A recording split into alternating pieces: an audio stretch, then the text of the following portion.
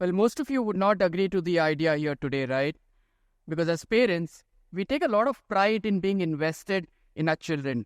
And there's no way you'd say we forgot to teach them any of the critical aspects of life. Well, unfortunately, in today's fast-paced world, we often forget what's most important to us and keep chasing aspirations that don't last a lifetime. If you were to look up the word aspiration, Oxford defines it as a strong desire to have something or do something.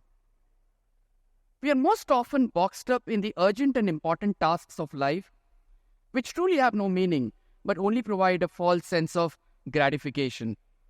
And what it does is, it leads for us as parents an opportunity to fail. Family is the first and foremost agent of formal socialization for any child. And therefore it becomes critical for us as parents to be invested in the future development of our children so that they're ready for the world tomorrow. A child's mind is always thinking. The brain is agile, ready to imitate.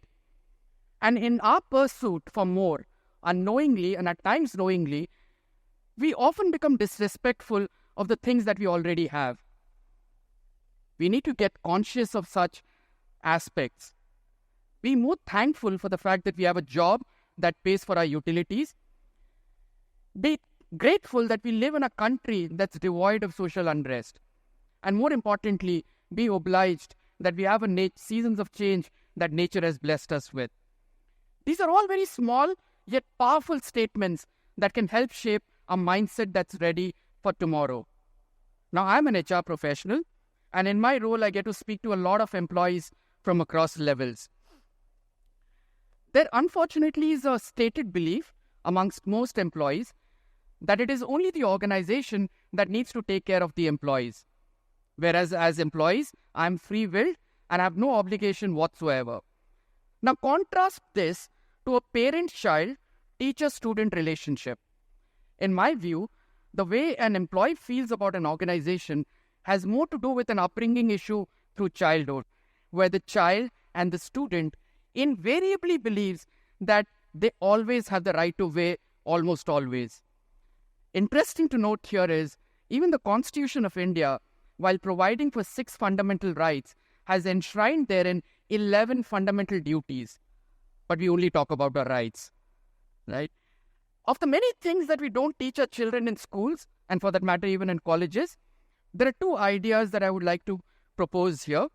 And it will help if as parents we start being invested in talking more about them.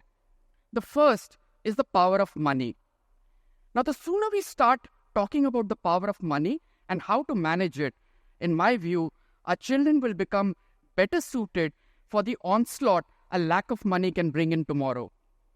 Saving is a virtue. We all know that.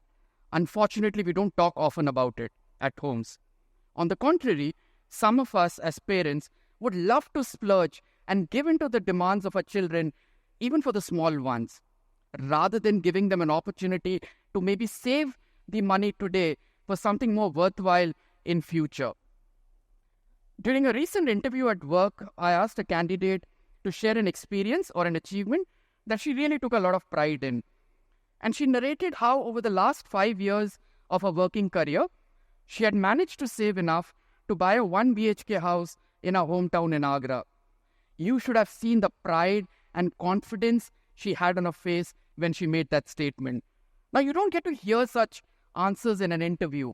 And what that told me was, here was a super confident, young, independent girl ready for all the challenges that the world was going to throw at her. Taking a cue from there, earlier this year on my daughter's birthday, I gave her an option. I said, you could have an iPad as a gift, or rather, I invest 3 times the price of an iPad in stocks, and the return on investment could fund an iPad almost every year forward. No points for guessing. She obviously chose the latter and is invested in stocks. I believe as parents, the only thing we can do is give the right set of choices to our children. With that, I like to propose a second idea for the afternoon, which is the power of choice.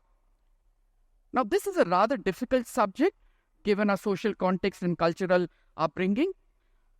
Almost always throughout the childhood, we've been told to have a servient mindset, to give in. And what it does is, tells children that unless they have a general acceptance of everybody in life, they have failed.